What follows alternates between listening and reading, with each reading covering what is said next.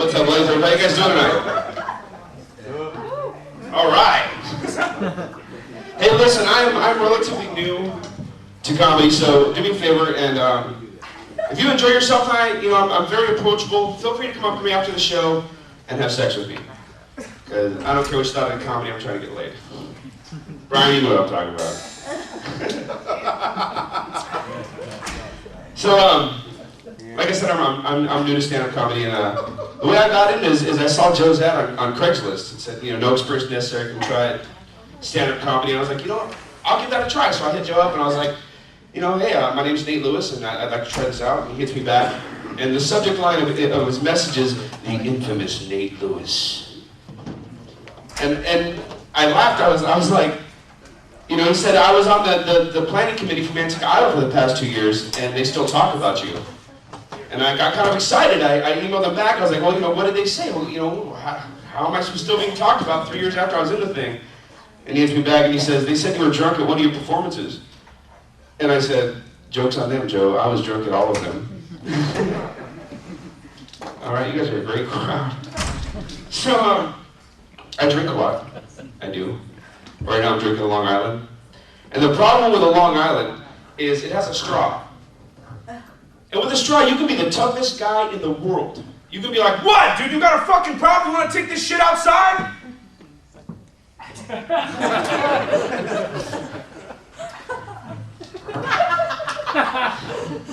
This doesn't work very well. But I drink a lot, and it's ridiculous. Because like I grew up in Manteca, and there's only like 7 bars there.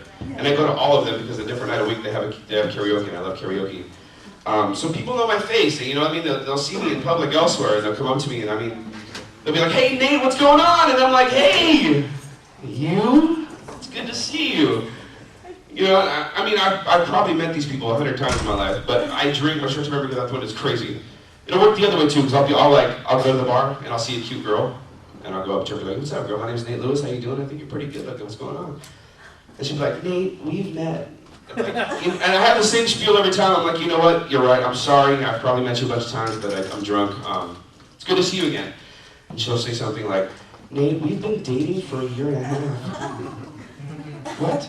Nate, we have a child. You. It's good to see you. You. So my sister is supposedly on her way, and it looks like she's going to be late, which sucks because I was up second.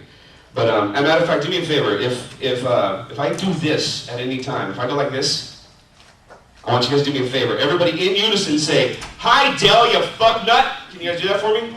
Let's practice. You guys ready? Hi Dell, you fuck nut. Outstanding. Very good. Give yourselves a round of applause. Very nice. Yeah! So my sister Dell, she can't tell a story. At all. She cannot tell a story. And I've tried to teach her, I've tried to tell her how to build up a plot line and deliver a punchline, and she just doesn't get it. So finally, I came up with a solution, and I told her, this is good advice for anybody that you know that can't tell a story. Tell them to end everything they say with, and then I found $20. Because now no matter what you said, I give a shit. You know what I mean? Cool, you found $20, that's awesome. It could be like, hey dude, my grandma just died, but then I found $20. Dude, fucking cool. Awesome. So, let's see here. I have a friend named John. He's a douchebag. He's an asshole. He'll do, growing up, we'd be driving down the street, and he would just yell random things at the, random people. We were driving down the street one time, and we see this old man. He must have been, 97. And he's taking out his garbage, and John just, out the window, move faster, Grandpa! I'm like, John, you're a dick. Or we'd be driving, and he'd have like a half can of soda, and he'd see some kid on a bike, and he'd look at me, be like, Nate, that guy looks thirsty. And then he'd just chuck his soda at the guy. I'm like, dude, John, you're ridiculous. You are ridiculous. Or, the worst, there's this place up in Yuba City called Casa de Esmeralda, and it's the battered women's shelter. And we would drive by there, and he'd yell out the window, I'm coming for you, bitch!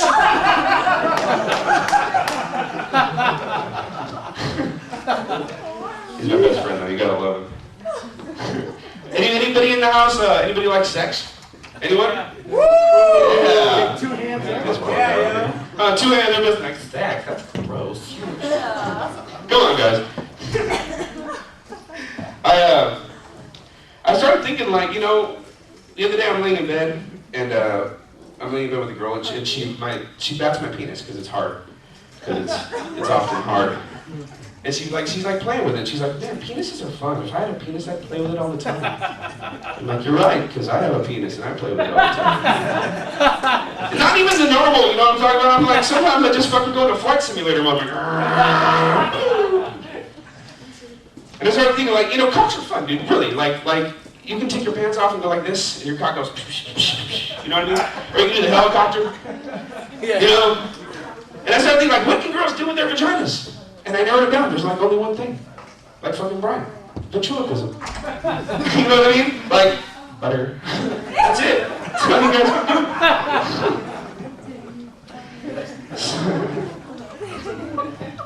The other day, I saw this movie, and I saw it in theaters, but you guys ever seen Harold and Kumar go to White Castle? You guys seen that movie? I saw this movie when it came out in theaters, and I told myself, I want to try White Castle. And you know, the way they made it sound in this movie is they just built it up, or like, I have to try it. And I'd seen it in the supermarkets, you can get it, you know, where you can put it in the microwave and shit. And I was like, you know what, I want to taste the real thing. So I held out. I was like, one day I will taste White Castle. And I went to New Jersey. I just happened to go to New Jersey, and I didn't even think that they had White Castle over there, but I get picked up from the airport, and we're driving home, and the girl that's with me, you know, we're driving, and I see a White Castle. And I get excited like a 12-year-old schoolgirl. I'm like, oh my God, we gotta go there! We have to go right now! She's like, dude, it's closed. I made her drive me the next day. I did. And we get to White Castle, and I'm like, oh, I'm so happy. It's like a culmination of dreams, you know what I mean? And we get in there, and I order one of everything on the menu. I'm like, I'm gonna try everything. I'm gonna taste everything White Castle has to offer. And I'm excited. I get my tray, and I go and sit down, and you can go on MySpace and verify this story. I swear to God, I'm telling the truth. I take pictures of me. I'm like, I have the White Castle in my hand, I'm all happy. And then I take the burger out of its little slider thing, and I put it on top like a pedestal, and I take a picture. And then I take the burger, and here it comes. It's the first time I'm gonna taste White Castle. And I sink my teeth into this soggy, disgusting, nasty burger. Do you guys remember when you were a kid and you found out there was no Santa? Very similar experience. I almost cried. I was like, you can see it on MySpace. The very next picture after the one of me about to put it in my mouth, I was like, it was depressing. Wow. Any American Idol fans in the house? Anybody watch American? Nobody watches American Idol? No. Jesus Christ, you guys are un-American. Yeah. There we go. Thank you, Joe. Thank you for supporting the comedian. You know what I've noticed about American Idol? What I've noticed about American Idol is like their first hits are like stalker songs. People that come from American Idol, their first hits are stalker songs. Like Carrie Underwood. So I dug my keys into the side of his pretty little souped up four-wheel drive. Dude, if I had written that song, there would be restraining orders and charges pressed. And do you think there's some guy somewhere like, that was you, bitch? Fucking Carrie Underwood fucked up my car.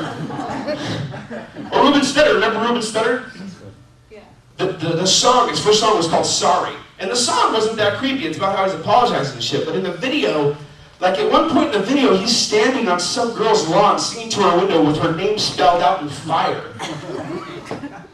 Dude, I like to picture, like I had to, like just to make myself feel better, because I wanted to take a shower. And I had to picture Ruben Studdard bent over a cop car at the end of the video like, Mr. Studdard, you're being charged with arson, stalking, and vandalism. You know what I mean? Chris Daughtry, his first hit, It's Not Over. It's not over! What does that sound like? That sounds like your ex-boyfriend that won't stop calling you every 2 minutes. It's not over, bitch! I'm coming for you, bitch! Or Clay Aiken. Clay Aiken's first hit was Invisible.